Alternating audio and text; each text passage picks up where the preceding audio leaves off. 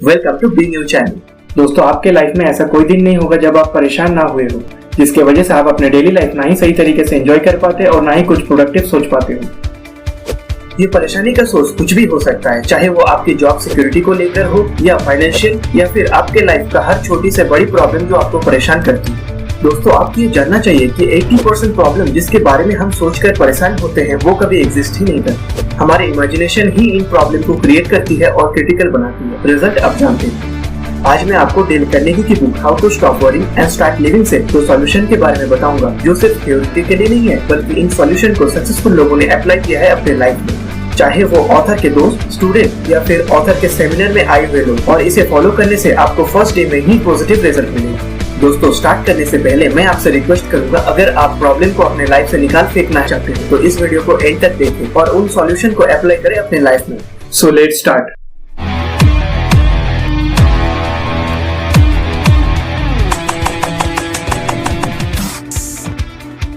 पहला, day tight compartment. हम अक्सर अपने प्रेजेंट टाइम को पास्ट की एक्टिविटीज या फ्यूचर की अनरियलिस्टिक चीजों के बारे में सोचकर बिता देते हैं, जो हमारे अंदर एंजाइटी, फियर और ऐसे कई नेगेटिव इम्पैक्ट क्रिएट करती है, जिसके वजह से हम हर दिन अपना 100% नहीं दे पाते। फॉर एग्जाम्पल, आपने अपनी फ्रेंड को ऑनलाइन देखकर उसे मैसेज किया, लेकिन वो मैसेज का ना रिप्लाई आया और ना ही सीन हुआ। लेकिन आप अपने इनबॉक्स चेक करते रहे और इसी बात को लेकर कई दिन सोचते रहे क्या पॉसिबिलिटीज हो सकती है। दोस्तों, ये ना ही सिर्फ आपके टाइम वेस्ट का एक मेन रीजन है, बल्कि इसे आपके अंदर एंजाइटी क्रिएट करती है, जिसकी वजह से आप कुछ भी प्रोडक्टिव नहीं सोच पाते। ऐसा ही कुछ सर विलियम होजियर के साथ हुआ था। ईयर 1871 में मिस्टर होजियर एक मेडिकल स्टूडेंट थे। उस वक्त उन्होंने मानो अपने चारों तरफ परेशानी की एक दीवार खड़ी कर ली थी। वो इस बात से परेशान रहते थे कि फाइनल एग्जाम क्लियर कर पाएंगे या नहीं, इसके बाद वो क्या करेंगे, कहाँ जाएंगे, प्रैक्टिस कैसे स्टार्ट करेंगे। लेकिन कुछ सालों में उनकी लाइफ पूरी तरीके से चेंज हो गई और वो अपने जनरेशन का फेमस फिजिशियन बन गए। उनकी लाइफ पे बेस्ट बुक भी लिखी गई है। आप सोच रहे होंगे ये ट्रांसफॉर्मेशन कैसे पॉसिबल। उनकी लाइफ में ये टर्निंग पॉइंट तब आई जब उन्होंने 21 वर्ड्स को अपने लाइफ में इन्वॉल्व किया। और वो वर्ड्स है, our main business is not to see what lies dimly at a distance but to do what lies clearly at hand. Sir William होजियर कहते हैं, जैसे शिप में कैप्टन के एक बटन क्लिक करते ही सारे कंपार्टमेंट एक के बाद एक एयरटाइट लॉक हो जाता है, जिससे शिप के डैमेज होने की चांसेस कम होता है। वैसे ही आपको अपनी पास्ट और फ्यूचर को एयरटाइट करना होगा, जिससे कि ये आपके प्रेजेंट को इंटरफेयर ना कर पाए। अब आप सोच रहे होंगे, तो क्या पास्ट से एक्सपीरियंस ना ले और फ्यूचर की प्लानिंग ना करें?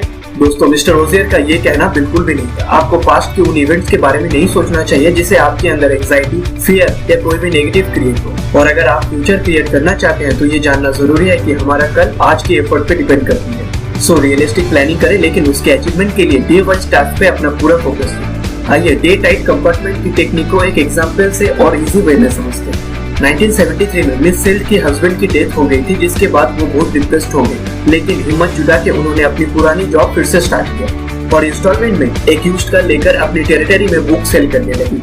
उस वक्त स्कूल की कंडीशन अच्छी नहीं थी कि वो बुक्स बाय कर सके, जिसके वजह से मिस सेल्ड बहुत परेशान एंड डिस्करेज हो गई थी। उन्हें ये डर सताते रहता है कि क्या वो कार की इंस्टॉलमेंट टाइम से पे कर पाएंगे, अपने रूम रेंट कैसे देंगे, खाने के लिए पैसा कहाँ से आएगा। उन्हें सुबह होना और लाइफ को फेस करने से मानो डर सा लगने लगा, इतना कि वो सुसाइड से बस एक स्टेप दूर थी। उनकी यंगर सिस्टर जो उन पे डिपेंडेंट थी।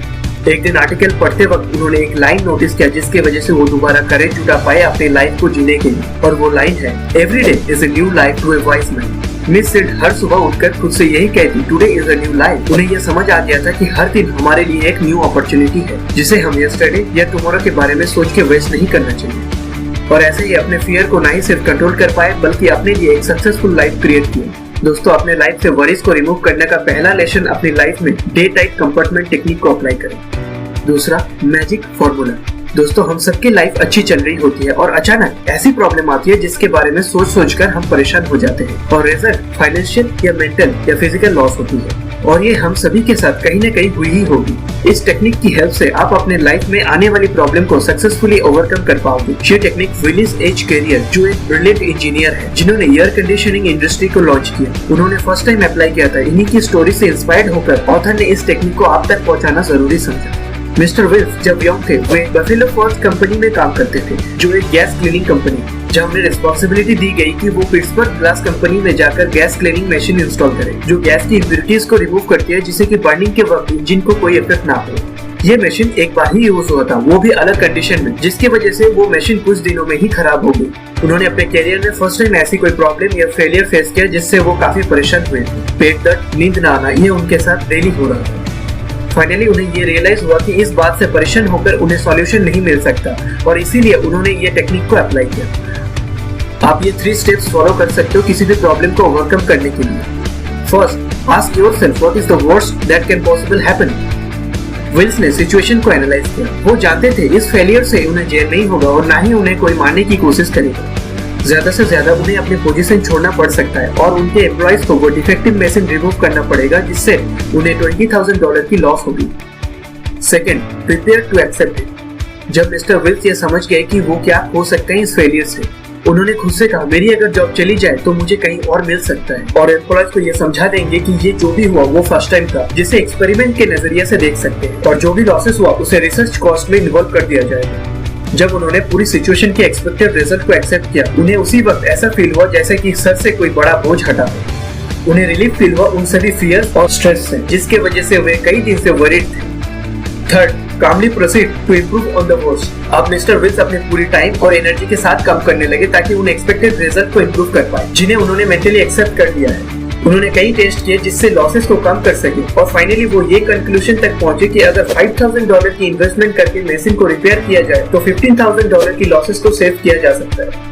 अगर मिस्टर विल्स इस प्रॉब्लम को सॉल्व करने की जगह इससे वरीड रहते तो ये सक्सेसफुल पॉसिबल नहीं होता, क्योंकि जब हम किसी भी चीज को लेकर वरीड रहते हैं उस वक्त हमारे माइंड एक जगह से दूसरी जगह जंप करती रहती है। कई नेगेटिव थॉट्स आती है जिससे हमारी कंसंट्रेशन किसी भी काम को लेकर वीक हो जाता है और हम डिसीजन लेने की पावर खो देते हैं। लेकिन जब हम खुद को फोर्स करते हैं उन प्रॉब्लम की इम्पैक्ट को समझने के लिए और उसे मेंटली एक्सेप्ट करते हैं, तब हम उन सारी वेग इमेजिनेशन को एलिमिनेट कर पाते हैं जो हमें हेल्प करती है उन प्रॉब्लम्स पर कंसंट्रेट करने में। अगर आपको ये वीडियो अच्छा लगा हो तो प्लीज लाइक करें, शेयर करें और कमेंट करके जरूर बताएं कि आप कौन सी प्रॉब्लम पे फोकस करना चाहते हो। और बिग न्यू चैनल को प्लीज सब्सक्राइब करें और बेल आइकन को क्लिक करें ताकि जब भी हम आपके लिए ऐसी इंफॉर्मेशनल वीडियोस लेकर आए तो आप इसे मिस न करें। Thank you.